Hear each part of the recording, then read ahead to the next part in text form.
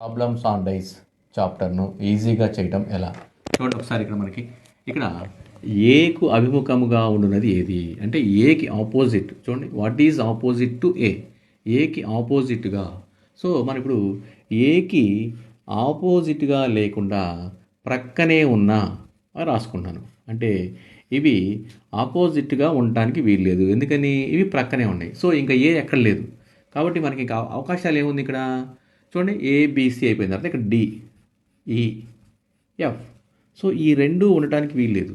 So మనకు అవకాశాలు ఇంకా మనకి ఆన్సర్ ఏంటి, ఏకి ఆపోజిట్గా డి కానీ ఈ కానీ ఎఫ్ కానీ ఉండొచ్చు.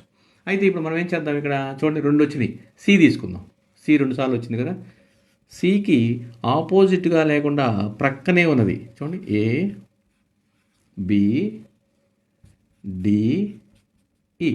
సో చూడండి ఇక్కడ సికి ఆపోజిట్గా ఏ ఉండటానికి వీల్లేదు, బి ఉండటానికి లేదు, డి లేదు, ఈ లేదు, ఇంకేముంది ఎఫ్. సో సికి ఆపోజిట్గా ఎఫ్ ఉంది కాబట్టి ఏకి ఆపోజిట్గా ఎఫ్ ఉండదు. సో ఈసారి మళ్ళీ మనం సి తర్వాత మనం ఇంకా రెండు వచ్చినాయి, ఎందుకు చూద్దాం. చూడండి ఇక్కడ 2 టైమ్స్ వచ్చింది, బి వచ్చింది. చూడండి బి తీసుకుందాం. బికి సైడ్లో ఉన్నది ఏ సి, ఇక్కడ ఈ ఎఫ్.